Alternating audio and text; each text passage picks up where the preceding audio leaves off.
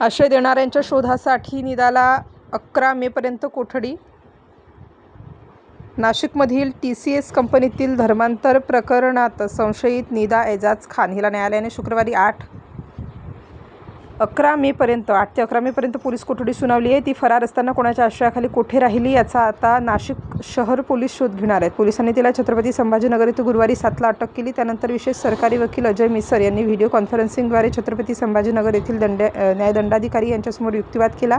न्यायालयाने पोलिसांना निदाच्या अटकेची व प्रवासाची परवानगी दिली. त्यानंतर तिला नाशिकला आणण्यात आलं. तिला शुक्रवारी नाशिक रोड न्यायालयात हजर करण्यात आलं. यावेळी विशेष सरकारी वकील अजय मिसर व तपास पथकाचे सहाय्यक पोलीस आयुक्त संदीप मिटके हजर होते. काय म्हणाले सरकारी वकील? महिला आणि सूर्यास्तानंतर अटक झाल्याने न्यायालयाची परवानगी घेऊन निदा खानला नाशिकला आणण्यात आलं.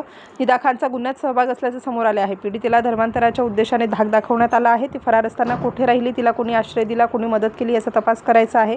निदाने धर्मपरिवर्तनासाठी बुरखा कोठून आणला, तिने यूट्यूब लिंक्स, रील्स कुणाच्या सांगण्यावरून कोठून पाठवल्या, त्यामुळे तिच्या मोबाईलचा तपास करणे बाकी आहे. निदाने पीडितेला घरी जाऊन धार्मिक शिक्षण दिला याचा तपास बाकी आहे. निदाला अर्थसहाय्य व मदत कोणी केली याचा तपास बाकी आहे. तिने पीडितेवर दबाव कसा आणला, तिने पीडितेचे नाव हानिया कसे केले, यात कोणाचा सहभाग होता याचा तपास बाकी आहे. पीडित युवतीला मलेशियात नोकरीसाठी इम्रान नावाच्या युवकाकडे पाठवण्याचा काय प्रकार होता याचा तपास केला जाणार आहे.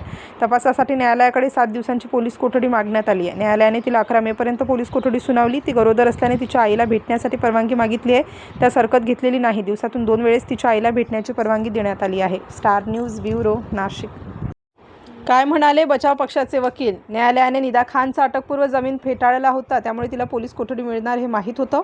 बुरख्याचा मुद्दा सरकारी पक्षाने मांडला. बुरखा प्रतिबंधित वस्तू नाही, ती कुठेही मिळू शकते. मोबाईलमध्ये काही ॲप डाउनलोड करून लिंक्स पाठवल्याचा आरोप करण्यात आला.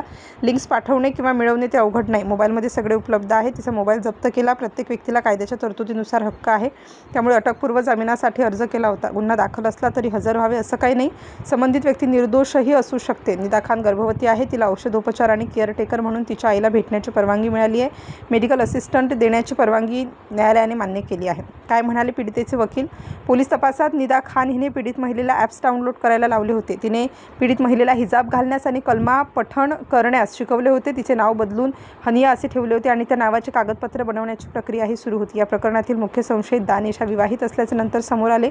त्यानंतर या प्रकरणाचा खुलासा झाला. न्यायालयाने सर्व बाजू विचारात घेऊन निदा खानला पोलीस कोठडी सुनावली.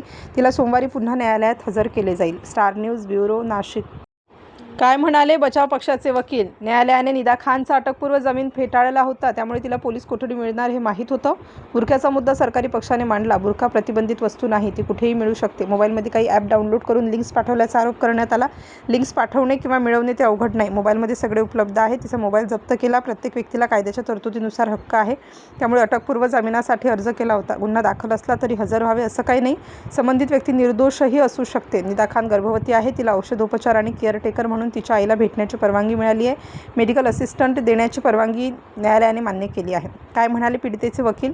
पोलीस तपासात निदा खान हिने पीडित महिलेला ॲप्स डाउनलोड करायला लावले होते. तिने पीडित महिलेला हिजाब घालण्यास आणि कलमा पठण करण्यास शिकवले होते. तिचे नाव बदलून हनिया असे ठेवले होते आणि त्या नावाचे कागदपत्र बनवण्याची प्रक्रियाही सुरू होती. या प्रकरणातील मुख्य संशयित दानिश विवाहित असल्याचे नंतर समोर आले. त्यानंतर या प्रकरणाचा खुलासा झाला. न्यायालयाने सर्व बाजू विचारात घेऊन निदा खानला पोलीस कोठडी सुनावली. तिला सोमवारी पुन्हा न्यायालयात हजर केले जाईल. स्टार न्यूजसाठी मोहसिन पठाण, नाशिक.